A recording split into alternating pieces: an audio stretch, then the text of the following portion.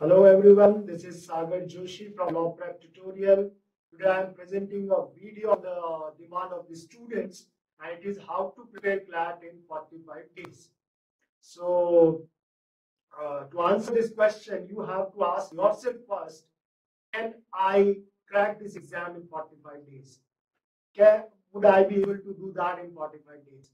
See, once Henry Ford said that if you think you can, or if you think you can't, you are absolutely right or correct. Right? You get my point? The point is, if you think you can, yes, you can. You are absolutely right. And if you think you can't, then also you are correct, and you won't be able to do that. So, the most important thing is belief system. You have to develop a belief system that yes, I can, it's possible. See, whatever problem you're facing, suppose you don't have the sufficient practices or material, you don't have the teachers, you don't ask doubts to your teachers, or suppose you don't have the iPhone, you don't have the internet, you don't have the, lot of excuses you can make. But remember, exam वाले दिन, result वाले दिन कोई होगा जो आपसे भी verse position में है और वो क्रैक करेगा और रैंक लाएगा। जो आपसे ज्यादा वर्स है, जिसके पास आपसे कम रिसोर्सेज है, आपसे ज्यादा चैलेंजिंग उसकी सिचुएशन है या डिफिकल्ट सिचुएशन है, पर स्टिल वो ऐसा करेगा। तो ये सब चीजें ना बिलीफ सिस्टम पे डिपेंड करती है। तो अपने बिलीफ सिस्टम को स्ट्रांग बनाओ, स्ट्रांग बिलीव करो कि yes it's possible and I will be able to do that and I can. ये बहुत जरूरी है, क्योंकि आप ऐसा समझेंगे तभी आप कर पाएंगे। And believe me, after having taught thousand students, thousand students have got through from our coaching, so I can clearly say that yes, you can, anybody can in 45 days, provided कि seriously, sincerely concentrate करके and आप efforts put in करते हैं।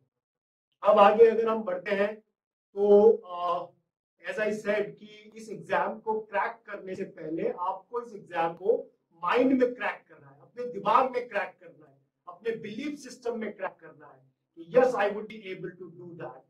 तो इस exam को prepare करने से पहले या इस कॉन्फिडेंस को डेवलप करने से पहले कि मैं एग्जाम को क्रैक करूंगा, मैं रैंक लाऊंगा, मैं एनएलयू जाऊंगा, पहले अपने दिमाग में इस एग्जाम को क्रैक करें और सोचें कि कई सारे पॉजिटिव इसके साथ एसोसिएटेड है। देखिए, क्लैट का जो पेपर इस बार होगा वो रिलेटिवली इजी टू मॉडरेट होगा या मॉडरेट टू इजी होगा। ऐसा क्यों होगा? क्योंकि देखिए, जब भी एक तो क्लैट ने पहले कंसोर्शियम ने मिडिल ऑफ द सेशन में इसका पैटर्न चेंज किया है, तो उसने बहुत सारा पैनिक क्रिएट किया या बहुत सारा क्रिटिसिज्म क्लैट का उस वजह से हुआ।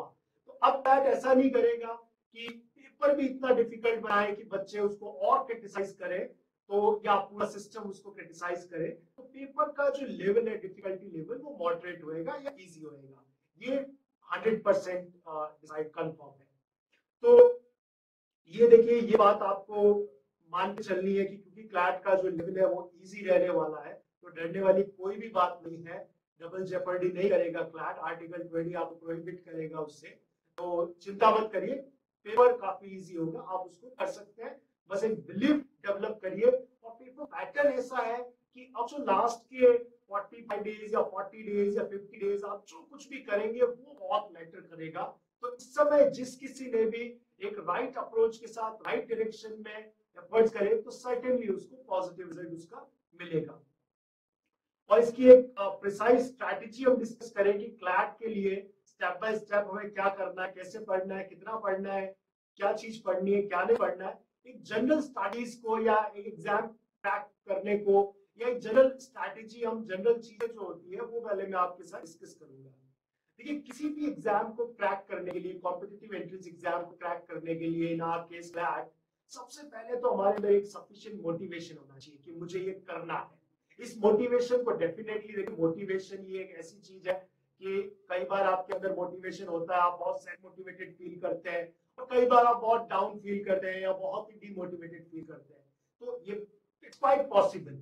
लेकिन फिर भी देखिए, दो तरह के मोटिवेशन होते हैं। एक एक्सटर्नल, जैसे मैंने आप एक वीडियो में मोटिवेशनल आपको मैसेज दिया, उससे आप मोटिवेट हो गए, या आपने कोई वीडियो देखा, कोई सॉन्ग सुना, कोई इंस्पायरिंग मूवी देखी, या कोई बुक पढ़ी, कोई कोट पढ़ा, उससे आप मोटिवेट हुए।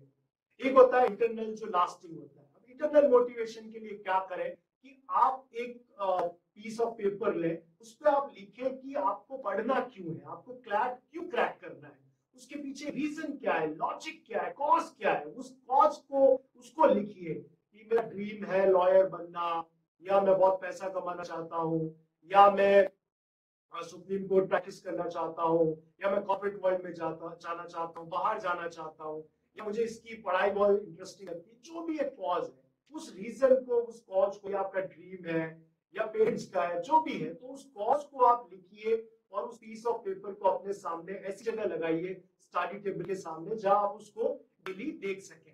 तो वो आपको हमेशा एक पिंच करेगा या नॉक करेगा और आपको मोटिवेटेड रहने में हेल्प करेगा। तो मोटिवेटेड रहना बहुत जरूरी है। जब भी डिमोटिवेटेड फील करें तो आप उसको देखें या सोचें आप किस रीजन से। मोटिवेशन एक कॉज करता है, कॉज होना चाहिए। वो कॉज जब याद करेंगे तो अपने आप से आप मोटिवेटेड फील करेंगे। और एक एम होना चाहिए, एक स्ट्रॉन्ग रीजन होना चाहिए इस एग्जाम को क्रैक करने के लिए। जब तक वो स्ट्रॉन्ग रीजन नहीं है, कुछ प्रूव नहीं करना है, जिंदगी में आगे नहीं बढ़ना है, तब तक आप ठीक है, एक दिन पढ़ लिया 2 घंटा 3 घंटा, फिर नहीं भी पढ़ा, फिर पढ़ लिया, तो वैसे काम नहीं चलेगा। तो आप उस स्ट्रॉन्ग रीजन को ढूंढिए, उसको याद करते रहिए, उसको लिख के रखिए और उसको, उसके लिए आप अपने आप को मोटिवेट करें। गोल होना बहुत जरूरी है, गोल लाइफ में सेट करना बहुत जरूरी है। बिना गोल, बिना डायरेक्शन के आप कहीं नहीं पहुंचेंगे, टाइम वेस्ट करेंगे।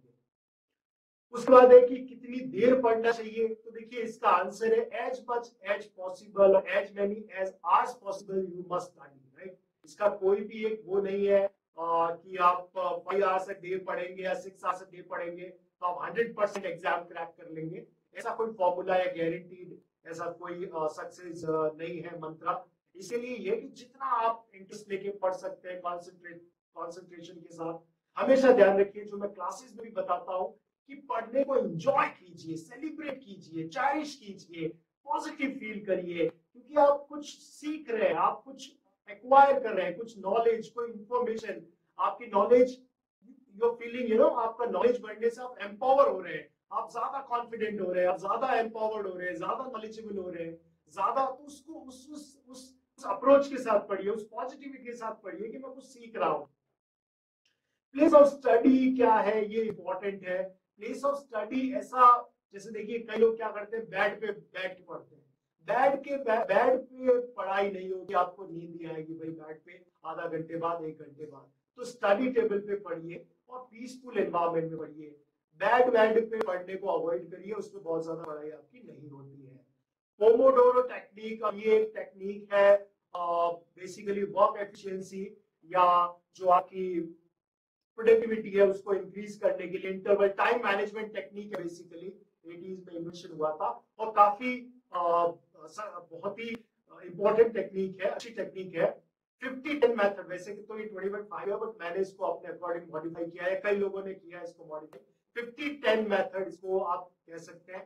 इसका क्या मतलब है कि आप 50 मिनट्स तक पढ़िए, 50 मिनट्स तक आप कॉन्सेंट्रेट साइंटिफिकली कर सकते हैं किसी चीज में, और फिर एक 10 मिनट्स का ब्रेक लीजिए। ये 10 मिनट का जो ब्रेक है, इस ब्रेक के बाद वापस आप 50 मिनट्स पढ़िए। इससे आपकी वर्क एफिशिएंसी, प्रोडक्टिविटी, आपकी स्टडी की जो आउटपुट है वो बहुत ज्यादा बढ़ जाएगा। इसको आप करके देखेंगे। अच्छा, 10 मिनट का जो ब्रेक होगा, उस ब्रेक में क्या करना है ये बहुत इंपॉर्टेंट है। कई लोग कहेंगे सर 50 मिनट पढ़ाई कर ली, अब 10 मिनट का एक ब्रेक लेना है, तो ब्रेक लेने के लिए मैं इंस्टाग्राम चला लेता हूँ या फेसबुक चला लेता हूँ या ट्विटर चला लेता हूँ या कुछ भी सोशल मीडिया देख लेता हूँ। तो देखिए पहली बात तो ये है कि जब आप पढ़ रहे हैं तो आपके पास कोई भी ब्लैक मिरर या स्क्रीन नहीं होना चाहिए। स्क्रीन फ्री जोन में ही पढ़ाई होगी बेटा, ये मान के चलिए। अगर आपके पास आपके गैजेट्स पड़े हैं, लैपटॉप पड़ा है, टैबलेट पड़ा है, आईपॉड पड़ा है, फोन पड़ा है, इन सब से पढ़ाई करना पॉसिबल नहीं है। तो इन सबको बहुत दूर रखिए, क्योंकि ये क्या होता है, ये एडिक्टिव चीजें हैं। ये साइंटिफिकली साइकोलॉजी में बताते हैं। और ऐसा नहीं कि आपको, सबको है, हमें भी है, बड़ों को भी है, बुजुर्गों को भी है। तो इन सबको दूर रखे, फिर पढ़िए। और इस ब्रेक में देखिए, या वैसे तो ये ब्रेक है, कुछ भी करिए जिससे आप ब्रेक ले सकें, लेकिन मैं आपको एक ऐसी चीज बता रहा हूँ जिससे आपकी जो एनर्जी है, आपका जो एफिशिएंसी है, वो मल्टीपल या मल्टीपोल्ड हो जाएगा या मल्टीपल टाइम बढ़ जाएगा। कैसे? आप डीप ब्रीदिंग करें, क्लासेस में भी मैंने कई बार बोला, डीप ब्रीदिंग का मतलब ये है कुछ भी नहीं करना है आपको, अपनी गहरी लंबी सांस लेनी है, धीरे धीरे आराम से, कोई जल्दबाजी नहीं है, कोई जबरदस्ती नहीं है, कोई कहीं भागना नहीं है, आराम से धीरे धीरे लंबी गहरी सांसें लें। देखिए ब्रेन जो होता है हमारा, ब्रेन एक्टिवेट होता है या ब्रेन का फूड होता है ऑक्सीजन। जब आप इनहेल करते हैं, डीपली डीप ब्रीथ करते हैं, तो आप ज्यादा ऑक्सीजन इनहेल करते हैं, ज्यादा ब्रेन को ऑक्सीजन मिलती है और ज्यादा आप एक्टिव, एनर्जाइज और ज्यादा आप प्रोडक्टिव फील करते हैं। तो ये एक अच्छी चीज है। 10 मिनट आपका कंसंट्रेशन भी हो गया, मेडिटेशन भी हो गया, आपका एनर्जी भी बढ़ गई, ब्रेक भी हो गया और आपने अपने आप को रिचार्ज कर लिया फर्दर स्टडीज के लिए। इसको जरूर यूज करिए। Time management, time table.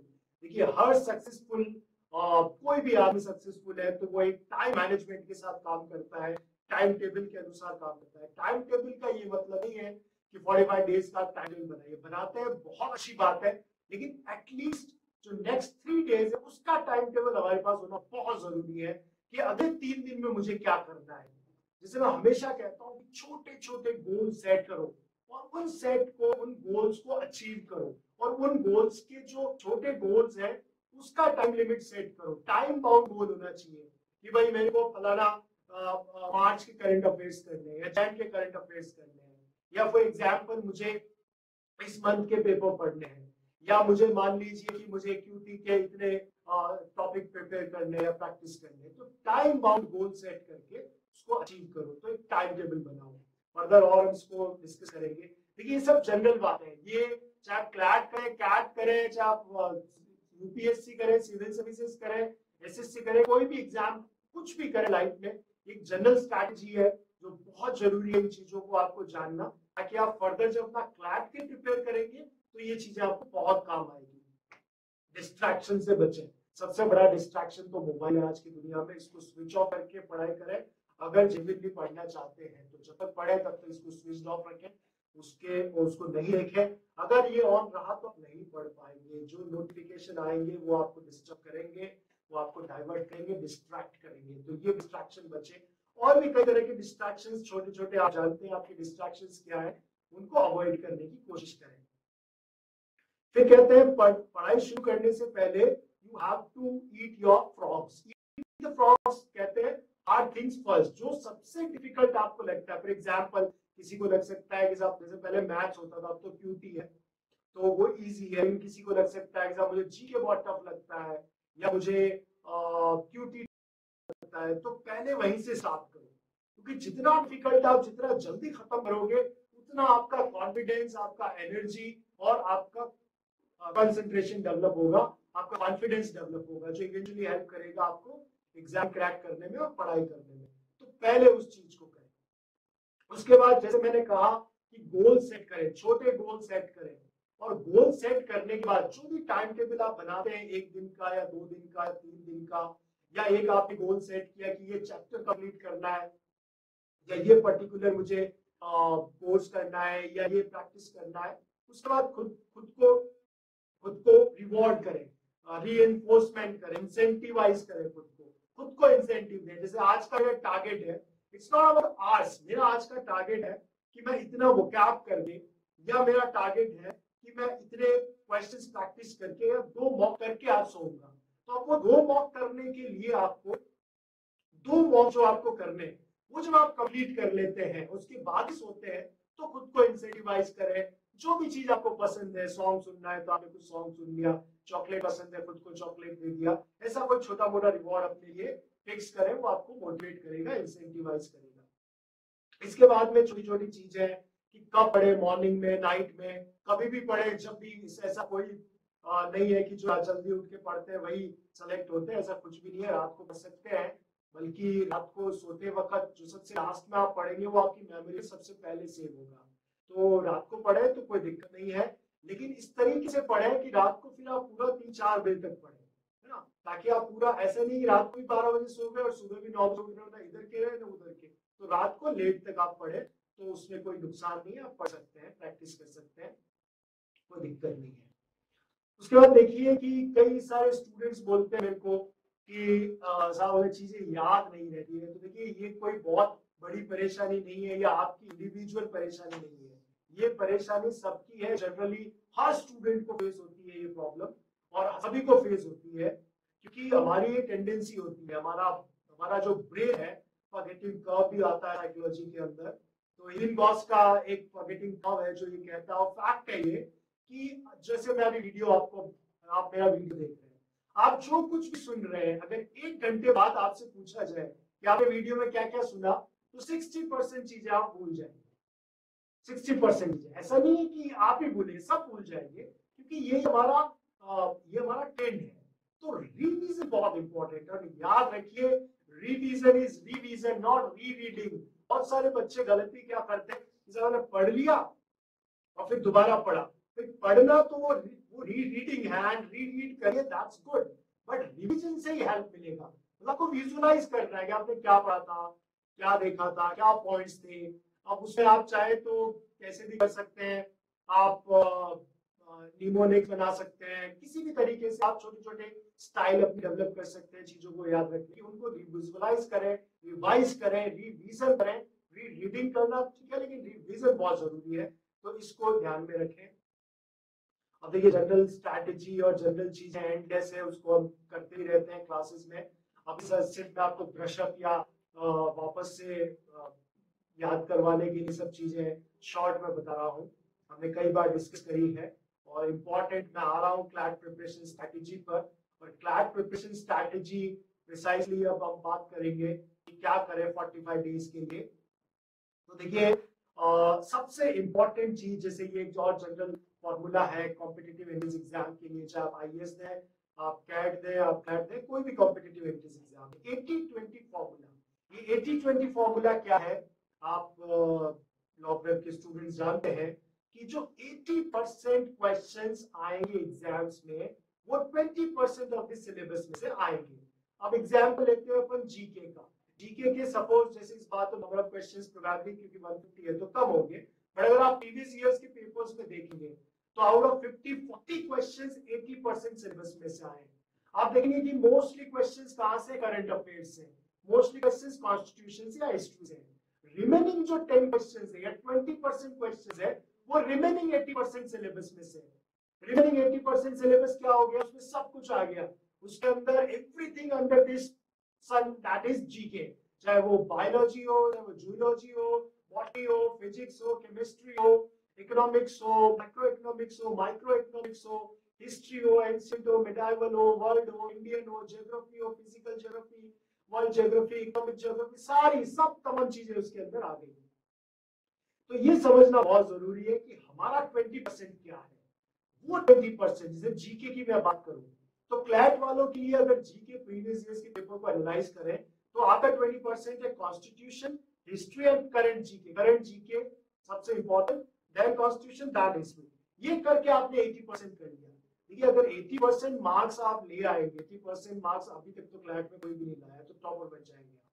तो 80% भी करना बहुत बड़ी बात है, specially when we are running against the time, we have the short time.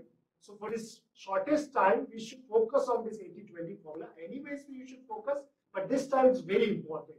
So understand your 20%. तो वो कौन सा important area है जिसमें से questions आएंगे, तो उन्हीं के ऊपर focus करना आपको बहुत जरूरी है। उसके बाद फिर देखिए, अगर मैं बात करूं, उसके बाद नेक्स्ट स्लाइड है हमारी।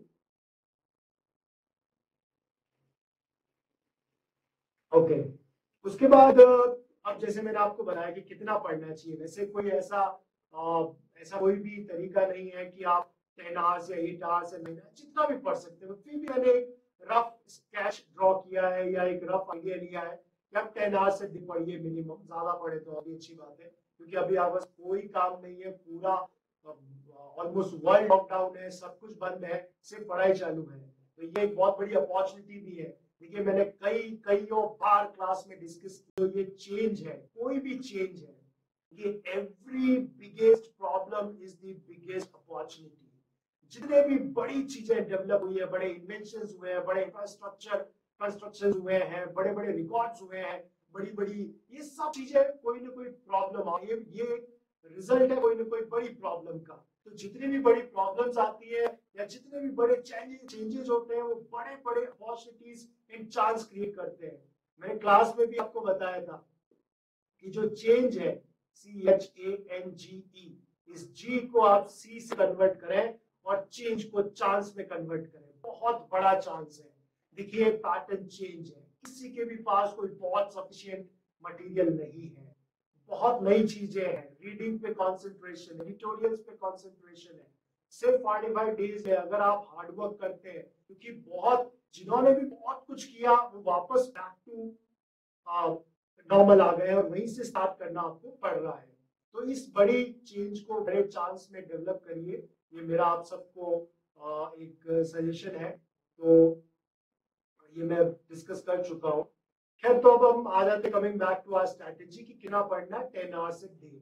और देखिए वैसे मैंने आपको एक पोमोडोरो टेक्निक बताई है जिसमें ये कहा जाता है कि आप 50 मिनट्स तक कंसंट्रेट कर सकते हैं साइंटिफिकली, और 50 मिनट्स के बाद एक 10 मिनट्स का प्रोडक्टिव ब्रेक जरूर लें। लेकिन अब उसके कॉन्ट्ररी में एक बात कर रहा हूँ, बिल्कुल कॉन्ट्ररी, और ये बहुत जरूरी बात है। क्या बात है बेटा? कि आपको 2 घंटे लगातार रीडिंग करनी है। आप एडिटोरियल्स पढ़ रहे हैं, आप मैगजीन पढ़ रहे हैं, आर्टिकल्स पढ़ रहे हैं, आप कोई भी पढ़ाई कर रहे हैं, जैसे स्पेशली रीडिंग ऑफ जैसा क्रिटिकल रीजनिंग सॉल्व कर रहे हैं, लीगल रीजनिंग प्रॉब्लम सॉल्विंग कर रहे हैं, तो उसमें आपको कंटिन्यू 120 मिनट्स पढ़ना है। क्यों पढ़ना है? क्योंकि आपका जो एग्जाम है वो 2 घंटे का है, और क्योंकि अब ये CBT है, कॉम्प्रिहेंसिव बेस्ड टेस्ट है, तो most of the part reading का है। तो आपको एक प्रॉब्लम आता होगा कि मॉक टेस्ट के अंदर हम कंसंट्रेट नहीं कर पाते हैं पूरे 120 मिनट तक। शुरू में बहुत अच्छा कंसंट्रेशन रहता है, उसके बाद कंसंट्रेशन लो हो जाता है या नहीं भी रहता है। तो उसका एक सोल्यूशन ये भी है, जैसे मैं इसके बाद नेक्स्ट सेपरेट वीडियो ला रहा हूँ कि मॉक के स्कोर कैसे इम्प्रोवाइज करें, लेकिन अभी मैं बात कर रहा हूँ कि आपको क्या करना है। 2 आवर्स रीडिंग 120 मिनट्स कंटिन्यू पढ़िए, क्योंकि आपको वो हैबिट डेवलप करनी पड़ेगी। और 3 to 5 आप डेफिनेटली रीडिंग करिए। 3 से 5 दिन में सोने का टाइम नहीं है बेटा, ये आपको अभी से अपने बॉडी के बायोलॉजिकल क्लॉक को सेट करना होगा, डेवलप करना होगा कि 3 से 5 आप रोज बैठ के पढ़ रहे हैं, तभी आप एग्जाम वाले दिन बहुत अच्छा परफॉर्म करेंगे। तो इसके लिए जरूरी है कि 2 आवर्स रीडिंग करें, एंड 3 to 5 तो हमेशा है तो मॉक सॉल्व करें, या उसके अलावा नहीं तो रीडिंग करें किसी भी चीज की। बहुत सारी चीजें में हमें अब रीडिंग करनी पड़ती है। अच्छा, एक दिन में कितने सब्जेक्ट्स पढ़ने? 2 सब्जेक्ट्स एक दिन में आपको पढ़ने हैं। अच्छा, मॉक्स कितने सॉल्व करने? 2 मॉक्स एक वीक में सॉल्व करने हैं। मॉक में देखिए जैसे मैंने नीचे लिखा how to get marks in mocks, तो मॉक में मार्क्स नहीं आते, ये जनरल प्रॉब्लम है। इसका एक वीडियो मैं इसके बाद लेके आऊंगा, अभी इसकी बात नहीं करेंगे। अभी तो 2 मॉक्स देने हैं आपको, लेकिन मॉक देने का कोई यूज नहीं है जब तक आप मॉक को एनालाइज नहीं करते हैं। आपको एटलीस्ट एक मॉक देने के बाद 4-5 आवर्स एनालाइज करना है, कितने रॉन्ग हुए, रॉन्ग क्यों हुए, करेक्ट आंसर्स क्या थे, करेक्ट लॉजिक क्या है, करेक्ट इंफॉर्मेशन क्या है, करेक्ट रीजनिंग क्या है, उसको नोट डाउन करिए। कौन से रॉन्ग हुए, कितना टाइम कितना लगा, टाइम मैनेजमेंट उसके अंदर कैसा था, उसको एनालाइज करिए, उसको वापस से रिव्यू करिए कि कैसा बेटर कर सकते हैं। तो ये सब मॉक को एनालाइज करना बहुत जरूरी है। अब सब्जेक्ट वाइज स्ट्रैटेजी की मैं बात करूंगा, जनरल नॉलेज पे आ जाता हूँ। जनरल नॉलेज में देखिए स्टैटिक जीके आपको करना है, जैसे मैंने बताया कॉन्स्टिट्यूशन करना है, हिस्ट्री करना है स्टैटिक जीके में। इसके अलावा फिलहाल आप कुछ नहीं करें, बस जो वो 4-5 पेज की नोट्स कोचिंग से मिलते हैं साइंस के, इकोनॉमिक्स के, या 2-3 पेज के, मोर देन सफिशिएंट। उस पर अभी क्योंकि पास टाइम कम है तो उसको नहीं करें आप। करंट जीके कब से कब तक? मई 19 से अप्रैल 20। इसमें सारे एग्जाम कवर हो गए, एलएट भी कवर हो गया, आपका एमएचसीटी भी कवर हो गया, बीएचयू भी कवर हो गया, जितने भी एग्जाम्स है सारे कवर हो गए, यूपीएस भी कवर हो गया, सारे एग्जाम्स कवर हो गए। करंट जीके आपको करना है मई 19 से अप्रैल 19, एंड फिर आपको एडिटोरियल्स करने न्यूज़पेपर में से नवंबर 19 से लेकर अप्रैल 2020 तक। ये एडिटोरियल अगर आप स्टूडेंट्स हैं, जब तो आपको रीडिंग मटेरियल एडिटोरियल आपको मिले होंगे। अभी प्रॉब्लम आ रहा है बहुत सारे स्टूडेंट्स के साथ, स्टडी मटेरियल नहीं मिल रहा है। कल एक नोटिफिकेशन गवर्नमेंट का था कि कॉमर्स सर्विसेज शुरू हो गई है, let me check with them, and if possible will send you as early as possible. Otherwise पहले जो मिला उसको पढ़िए, नहीं तो न्यूज़पेपर है, न्यूज़पेपर में से एडिटोरियल पढ़िए, सबसे बेस्ट है। जिनके पास नहीं भी है मटेरियल वो भी पढ़ सकते हैं न्यूज़पेपर में से। कब तक वो मैंने बता दिया है। इंग्लिश में ग्रामर देखिए, रैन एंड मार्टिन एक बुक आती है, ये क्लैट ने ही सजेस्ट करी है, क्लैट की सजेशन है, रिकमेंडेशन है। Since CLAT has recommended it, तो I can not argue with it, but मेरे हिसाब से इससे और बेटर बुक्स अवेलेबल है ग्रामर की, हम वो रेकमेंड भी करते हैं, बट क्लैट ने करी है तो आप इसको पढ़िए। शायद क्लैट ने सोच समझ के ही कहा है। वोकैब इंग्लिश में करिए, आरसी की प्रैक्टिस करिए। वोकैब में देखिए, क्योंकि आपने देखा है कि अब सेकंड सैंपल पेपर में ग्रामर भी आ रही है, एंड आप देख रहे हैं कि धीरे धीरे वो क्वेश्चंस बढ़ रहे हैं जो पुराने पैटर्न पे थे। तो यानी कि जो कुछ आपने पढ़ा है, चाहे ग्रामर पढ़ा है, चाहे लीगल एप्टीट्यूड पढ़ा है, चाहे आपने रीजनिंग एनालिटिक्स पढ़ा है, वो पढ़ रहे हैं और ये बढ़ेंगे, ऐसे क्वेश्चंस आएंगे क्लैट में भी। मतलब दूसरे एग्जाम्स के लिए, एलेट वगैरह के लिए तो ठीक है, बट इन एग्जाम्स में भी आएंगे, ये आप मान के चलिए। लॉजिकल में क्रिटिकल और एनालिटिकल, फिर बोल रहा हूं कि आपके क्रिटिकल रीजनिंग के कुछ ही क्वेश्चंस होंगे, दो you have to practice critical reasoning. And अगर आप क्रिटिकल रीजनिंग सीखना चाहते हैं तो हमारे एलएमएस पे online.lawpreptutorial.com पे वीडियोस है, यूट्यूब चैनल पे सब्सक्राइब करिए उसको, उस पे बहुत सारे वीडियोस हैं क्रिटिकल रीजनिंग के, वो देखिए। लीगल रीजनिंग के वीडियोस है, सभी सब्जेक्ट के वीडियोस है, बहुत अच्छे अच्छे टीचर्स के, बहुत सारे टीचर्स के, तो उनको आप देखिए, उससे भी आपको हेल्प मिलेगी, ये आप प्रिपेयर करिए। इसके अलावा लीगल रीजनिंग में क्या आएगा, जो लीगल रीजनिंग में देखिए प्रिंसिपल फैक्ट जो है, जैसे पहले आता था, पहले प्रिंसिपल अलग आता था, फैक्ट अलग आता था, अब प्रिंसिपल को फैक्ट्स में डाल दिया है। तो पुराने पैटर्न को करना है, प्रीवियस ईयर पेपर्स करने हैं। क्लैट ने बोला, मैं नहीं बोल रहा हूँ, क्लैट ने खुद ने बोला है कि आपको प्रीवियस ईयर पेपर्स करने हैं, आपको प्रीवियस ईयर पेपर्स से जो चीजें सीखेंगे वो काम आएगी इस साल के नए पैटर्न में भी। तो जो लॉज है न्यूज में, जो सुप्रीम कोर्ट के जजमेंट्स हैं, जो न्यू अमेंडमेंट्स है या लॉज हैं, बिल्स हैं, उनके ड्राफ्ट हैं, बेसिक लीगल अवेयरनेस है, और टॉर्ट क्राइम कॉन्ट्रैक्टिंग भी कुछ क्वेश्चन सैंपल पेपर में, और क्लैट ने भी बोला है कि आप प्रीवियस ईयर पेपर्स करें। तो ये भी, और वैसे भी आपको एडिट देना है, आपको बहुत सारे एग्जाम्स देने हैं, तो उसमें भी आपको ये काम आएगा। क्वांटिटेटिव टेक्निक्स, ये डेटा इंटरप्रिटेशन है, बेसिक मैथमेटिक्स का इसके अंदर एप्लीकेशन है, परसेंटेज, प्रॉफिट लॉस, इन सब चीजों का इजी है। क्यूटी मैथ से ये एक बहुत बड़ी पॉजिटिव एस्पेक्ट है नए पैटर्न का, ये एक बहुत ही अच्छी चीज है ये। अब डेली का स्केड्यूल या डेली का रूटीन क्या होना चाहिए, टाइम टेबल बनाए, जैसे मैंने कहा 3 दिन का टाइम टेबल बनाए, फिर 3 दिन का टाइम टेबल बनाए, और 2 से 4 घंटे न्यूज़पेपर रीडिंग को दें, स्पेशली एडिटोरियल पार्ट को, हिंदू, इंडियन एक्सप्रेस या किसी और न्यूज़पेपर को। अच्छा, कई सारे स्टूडेंट्स ने बोला है कि जो भी क्लैट के रिकमेंडेशंस है वो पोर्टल पे अवेलेबल है, online.lawpreptutorial.com पे, बट क्योंकि वो इतना लेंथी है कि हम उसको पढ़ नहीं सकते, तो आप खुद ही उसमें से पैसेजेस बना के हमें दे दीजिए। चलिए हम ऐसा भी कर लेंगे, लेकिन पढ़ना तो चाहिए, जितना पढ़ेंगे रीड करेंगे उतना ही फायदा होगा आपको। फिर है 4 आवर्स का आपका सब्जेक्ट। अब ये है कि एक दिन में जो 2 सब्जेक्ट पढ़ने हैं वो कितना पढ़ना है, तो 2-2 घंटे पढ़ना है। 2 घंटे आपको रिविजन करना है, 2 घंटे आपको मॉक का एनालिसिस करना है, और प्रीवियस पेपर करना है। ये डेली मैंने स्केड्यूल या एक रूटीन आपको ड्रॉ करके दिया है, इसको आप जरूर फॉलो करें। उसके बाद में फिर देखिए, ये तो देखिए डेली शेड्यूल हो गया, टाइम टेबल हो गया आपका, या क्लैट की प्रिपरेशन की स्ट्रेटेजी हो गई आपकी कि 45 डेज तक आप क्या करेंगे। लेकिन देखिए सबसे इंपॉर्टेंट, जो मैं कई बार बात कर चुका हूँ, सबसे इंपॉर्टेंट है कि आपको पहले ये बिलीफ सिस्टम डेवलप करना पड़ेगा कि मैं ये कर सकता हूँ 45 डेज में। ये रीडिंग पे फोकस करें, कम से कम 3-4 घंटे रीड करें, चाहे पेपर या मैगजीन या कहीं पे भी रीडिंग मटेरियल अवेलेबल है उसको रीड करें, वो बहुत बहुत इंपॉर्टेंट है। मान के चलिए पेपर इजी आएगा क्योंकि पैटर्न चेंज है, जैसे मैंने पहले भी बताया।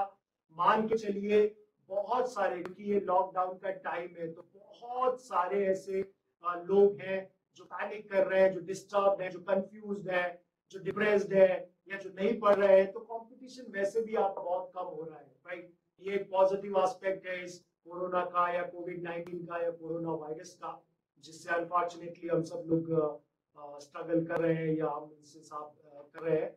लेट अस सी, होपफुली अभी लॉकडाउन खुलेगा 14 अप्रैल के बाद, 15 अप्रैल को, आफ्टर 21 डेज। और देखिए कैसे पढ़ना है, उस पर मेरा एक अलग वीडियो आएगा। लेकिन जैसे मैं जीके में आपको बता रहा हूँ, जीके के अंदर जनरल नॉलेज में, अभी जैसे कोरोना है, कोरोना के ऊपर कोई पैराग्राफ या पैसेज आता है, तो अब इससे देखिए स्टैटिक जी के मतलब ये नहीं कि आप पूरा इकोनॉमिक्स पढ़ रहे हैं, मैक्रो माइक्रो और दुनिया भर के आप साइंस पढ़ रहे हैं, फिजिक्स पढ़ रहे हैं, केमिस्ट्री पढ़ रहे हैं, ये नहीं है। स्टैटिक का मतलब है कि वो आपको एक कोरोना पे देते हैं। अब कोरोना के ऊपर पूछ सकते हैं कि इससे पहले ऐसा कौन सा पैंडेमिक था। देखिए कोरोना के जैसे कोरोना वायरस एक वायरस है H1N1 जो 2009 में स्वाइन फ्लू आया था, उससे पहले 1980 में 100 साल पहले बहुत बड़ा पैंडेमिक, इतना बड़ा पैंडेमिक, ये लॉकडाउन पहली बार नहीं हुआ है, ये दुनिया में लॉकडाउन पहले हो चुका है और बहुत लंबा चला था। और इस कोरोना से ज्यादा तकरीबन 5 बिलियन 5 करोड़ लोग मरे थे और वर्ल्ड की 1/4 पॉपुलेशन उससे इंपैक्ट हुई थी। सोचिए कितना भयानक महामारी थी वो पैंडेमिक हुआ था 2018 में, स्पैनिश फ्लू। तो अब उस पर क्वेश्चन आ सकता है, इसका नाम स्पैनिश फ्लू क्यों पड़ा, where did exactly it outbreak first time, first case was reported in which of the following city, या तो बड़ा इंटरेस्टिंग केस है स्पैनिश फ्लू। वीडियो मेरे ख्याल से लंबा हो जाएगा, अगर मैं उसकी किसी और वीडियो में बात कर लूंगा। तो कुल मिला के जो कुछ भी हो रहा है, जब आप पढ़ें किसी चीज नई चीज के बारे में, तो इससे रिलेटेड पहले कौन सी चीज हुई है, इससे एसोसिएटेड, इससे कनेक्टेड, इससे जो एसोसिएटेड चीजें हैं वो कौन कौन सी है जिन पे क्वेश्चंस आ सकते हैं, तो उनको आप जरूर पढ़ें।